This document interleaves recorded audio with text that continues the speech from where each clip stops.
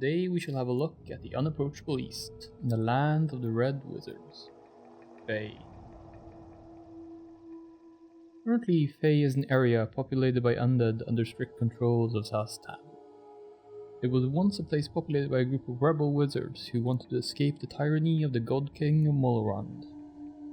What was the cause of this rebellion? What is the source of the friction between the wizards and the witches of Aglarond? And how come the old masters have not taken the rebel lands? I hope to answer these questions and more. The story of Thay does not start in Thay, but in Mulhorand. Some could point toward the Imaskar Empire and say that this is actually the root of the conflict. But for this story, I want to start in minus 1081 DR, or the year 1047 by the Mulhorand calendar. This is when the first wizard uprising in Mulhorand started. It was initiated by a wizard named Thay. We don't know much about Thay. We suspect he was an Imaskari wizard, or at least trained by one. He is said to have opened the gates that allowed the Grey Orcs to enter Faerun. This would also make him the instigator of the Orc-Gate Wars. Thay, like many wizards, had the opinion that mages should rule, not god kings. This idea might have come from the old Imaskar, or it could be Nephril.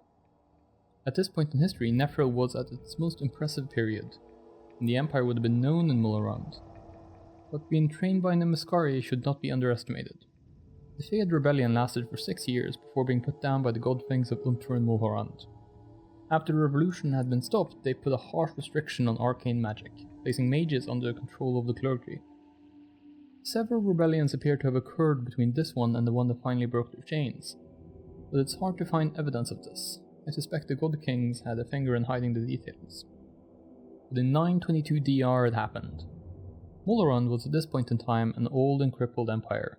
It could not have put up a proper counteroffensive for the wizard revolt. The God Kings sent armies to put down the rebels, but the Red Wizards summoned demons and devils, quickly countering their forces. The leader of this rebellion, Yuntas Buvar, was named Sulkir of Thay, her land named after the legendary wizard who first rebelled against the God Kings. The one wizard leader system ended up not working well for Thay. They bickered from the start and conflict broke out quickly. The country was in jeopardy, surrounded by enemies, and could not risk having internal power conflicts. To resolve this, a new organizational structure was implemented, where the wizards were split into 8 schools of magic, and assigned a leader for each, a Sulkir. Now, instead of having one supreme leader, they had 8. In addition to this, the Sulkirs elected Tarcheons, or 1 Tarcheon for each of the 11 Tarches or sub-regions of Thay. This spread the power enough so that one group could not reliably overthrow the rest. Thay promoted a culture of semi-cooperation and shared responsibility, making open attacks and conflicts a taboo that should be avoided as much as possible. This, of course, drove the rivalry into the shadows. While Thay rebelled to gain freedom from the God Kings, it seems that they created another version of the Old Kingdom, but with Sulkirs instead of God Kings. Now, let's step aside for a bit. I want to talk about the Thayan culture. Thay has 4 levels of a public pyramid, the slaves being at the bottom, the free citizen being 1 tier up, the nobility, and lastly the Red Wizards at the peak. It's not difficult for anyone to see what rank a person is on, as indicators are often mandatory. Slaves are forbidden to cut their hair, so the more hair you have, the less rank.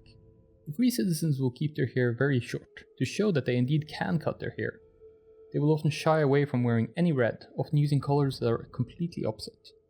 The nobility will emulate Red Wizards, often shaving all their hair and getting tattoos. They will use red articles on their bodies, like scarves, shoes, and they will show off that they dare to wear the red.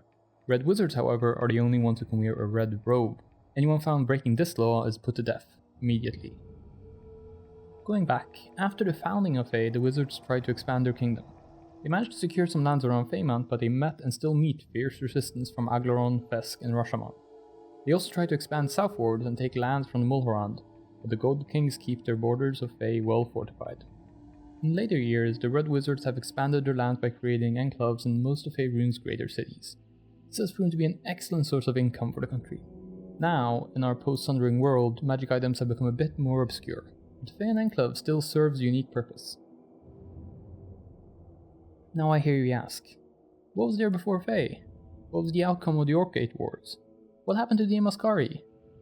Those are all good stories, but for another time.